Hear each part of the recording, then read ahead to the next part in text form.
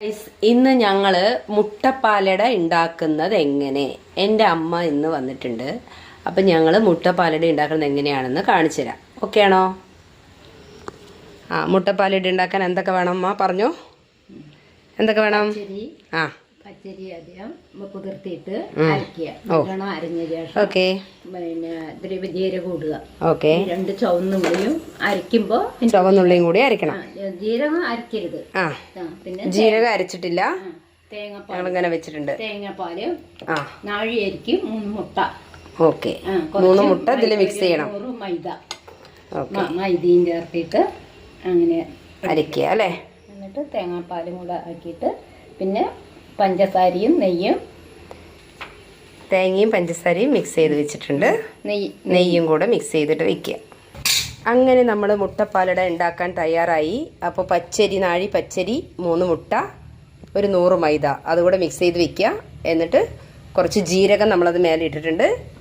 എന്നിട്ട് നമ്മളിത് കല്ല് ചൂടായി വന്നാൽ നമ്മൾ നോൺ സ്റ്റിക്കാണ്. അപ്പോൾ നമുക്ക് ഇതിലേക്ക് ഒഴിക്കാം.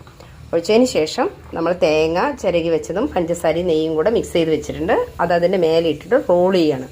ഇതിൻ്റെ പേരാണ് മുട്ടപ്പാലട.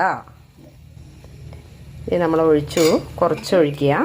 ഒഴിച്ചിട്ട് നന്നായി നൈസായിട്ട് ചുറ്റിയെടുക്കണം. കണ്ടോ, അമ്മ കറക്റ്റായിട്ട് ചുറ്റുന്നുണ്ട്. പക്ഷെ മാവ് കൂടി തോന്നുന്നു കേട്ടമ്മ. അത്ര മതി അല്ലേ. ഓക്കെ. അപ്പോൾ ചെറിയ കരണ്ടി എടുത്തോളൂ. അപ്പോൾ നമുക്ക് കറക്റ്റായിട്ട് കിട്ടും. നമ്മളിത് കഴിഞ്ഞതിന് ശേഷം നമുക്ക് ഇതിൽ തേങ്ങയും പഞ്ചസാരയും നെയ്യും കൂടി വെച്ചത് നമ്മളിതിൽ മിക്സ് ചെയ്യണം കേട്ടോ. ഓക്കെ.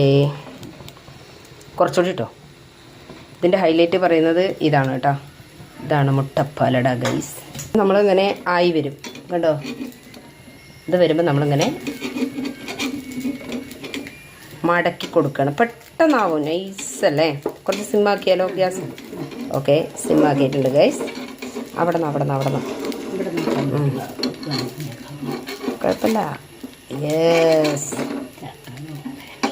ഓക്കെ, അടിപൊളി. ഇതാണ് അതിൻ്റെ കറക്റ്റ്.